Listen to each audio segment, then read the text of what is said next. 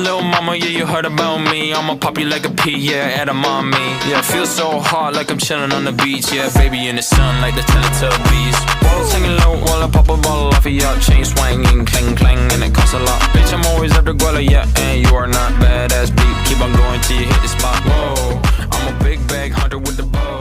She got a big bed, number drop low. Sebanyak 97,5% air yang ada di bumi merupakan air asin, bukan air tawar yang sesuai dengan kebutuhan sehari-hari manusia. Dari 2,5% air tawar yang ada, di sebagian besarnya tidak dapat digunakan karena berada di tempat yang jauh atau tidak terjangkau, seperti terperangkap dalam bentuk salju, es di kutub, atau di bawah tanah yang sangat dalam. Hanya kurang dari 1% air tawar saja yang dapat digunakan oleh manusia.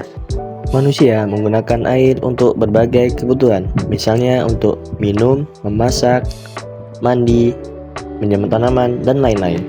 Meskipun digunakan secara terus-menerus, air yang ada di bumi tidak akan habis. Ini terjadi karena adanya siklus air. Apa sih yang dimaksud dengan siklus hidrologi? Siklus hidrologi atau dapat disebut juga sebagai siklus air merupakan suatu gambaran pergerakan molekul air dari permukaan bumi menuju atmosfer dan kembali lagi ke permukaan bumi. Pengertian lain dari siklus hidrologi yakni rangkaian atau tahapan yang dilalui oleh air dari bumi ke atmosfer lalu kembali lagi ke bumi. Dalam prosesnya, siklus hidrologi sangat membutuhkan energi matahari. Energi matahari akan memanaskan air sehingga membuatnya berevaporasi lalu jatuh sebagai presipitasi ke dalam bentuk hujan, salju, hujan es, dan kabut. Pada perjalanannya, beberapa presipitasi dapat mengalami evaporasi kembali ke atas atau bahkan langsung jatuh.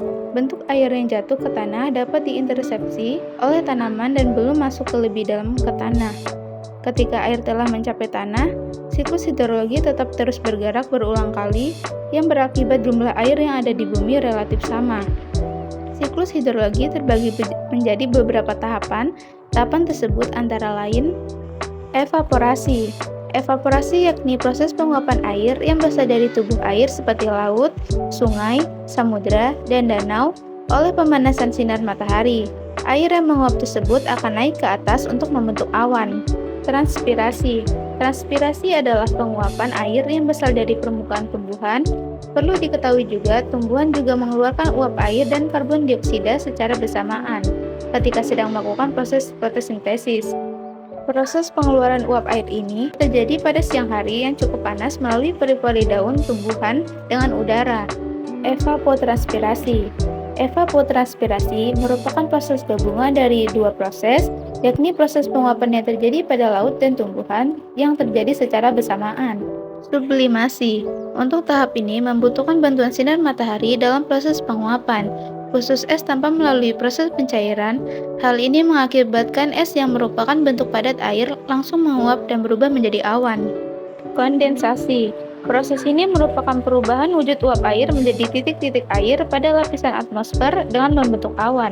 Tahap kondensasi ini disebabkan karena pengaruh rendahnya suhu udara pada ketinggian atmosfer tertentu. Adveksi. Adveksi merupakan tahap butiran air berbentuk awan yang bergerak secara horizontal dan berpindah dari satu tempat ke tempat lainnya. Proses ini juga dibantu oleh adanya pengaruh hembusan angin. Presipitasi. Presipitasi yakni proses turunnya air ke permukaan bumi ke dalam bentuk hujan. Untuk daerah dengan suhu udara rendah, presipitasi tidak hanya berwujud air, namun dalam bentuk salju. Runoff. Pada daerah dataran tinggi, air yang jatuh ke permukaan bumi dapat mengalir turun ke tempat atau dataran yang lebih rendah, biasanya melalui anak sungai atau sungai. Infiltrasi. Infiltrasi adalah proses peresapan air yang masuk ke dalam tanah melalui pori-pori tanah. Dalam siklus hidrologi, air dapat tersimpan dalam bentuk air tanah yang secara perlahan akan mengalir kembali ke laut.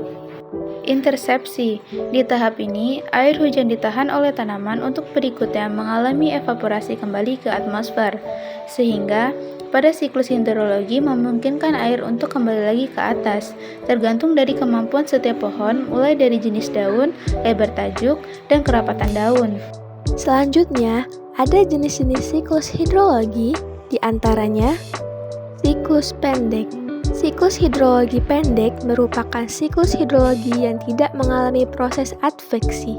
Uap air yang terbentuk melalui siklus hidrologi akan diturunkan melalui hujan yang terjadi di daerah sekitar laut. Siklus sedang merupakan siklus yang terjadi jika awan berpindah ke daratan karena didorong oleh angin atau adanya perbedaan tekanan.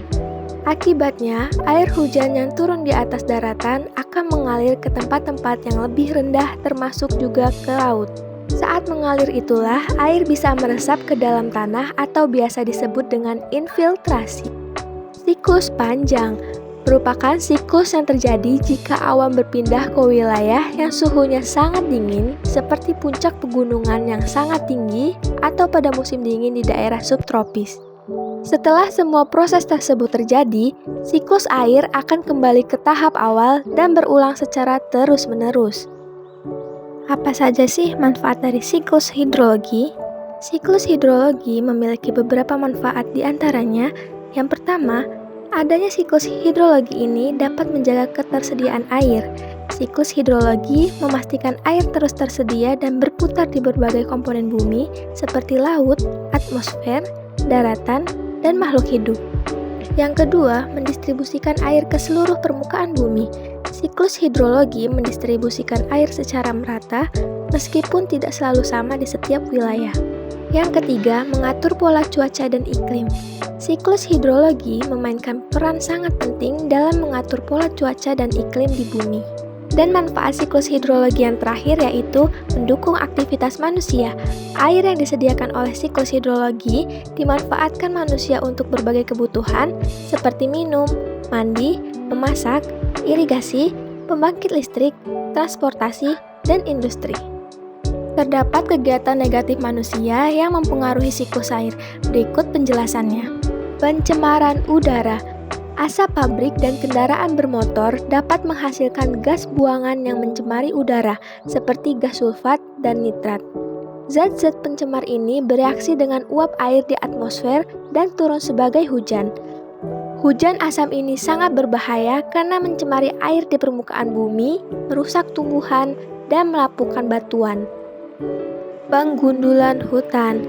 Kegiatan ini menyebabkan berkurangnya jumlah pohon sehingga jumlah air yang tersimpan di tanah juga berkurang. Hutan yang gundul akan mengurangi kemampuan tanah dalam menyerap air dan dapat menimbulkan tanah longsor. Pencemaran air, pembuangan limbah rumah tangga, industri, dan pertanian ke sungai, danau, dan laut dapat mencemari air dan mengganggu siklus hidrologi. Pencemaran air dapat menyebabkan matinya biota air dan mengganggu proses evaporasi. Penggunaan air berlebihan. Penggunaan air secara berlebihan untuk keperluan rumah tangga, industri, dan pertanian dapat menyebabkan kekurangan air dan mengganggu siklus hidrologi. Hal ini dapat memperparah kekeringan dan memperlambat proses evaporasi. Lalu, bagaimana caranya agar siklus hidrologi tetap terjaga? Dengan cara reboisasi. Reboisasi merupakan kegiatan menanam tumbuhan di berbagai tempat untuk membantu menjaga daur air dan kadar pelepasan uap air melalui transpirasi tanaman ke atmosfer.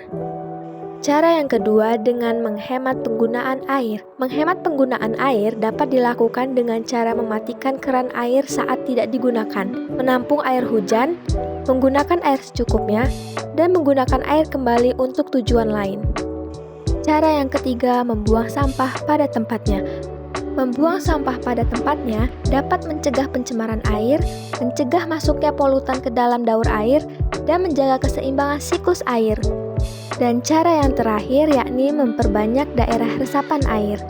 Kita juga dapat menggunakan media resapan air buatan, contohnya sumur resapan buatan dan waduk buatan. Itulah penjelasan dari siklus hidrologi, mulai dari tahapannya, jenis-jenisnya, manfaatnya, kegiatan negatif manusia yang dapat mengganggu siklus hidrologi, serta cara menjaga siklus hidrologi. Cukup sekian dari kelompok kami, semoga bermanfaat.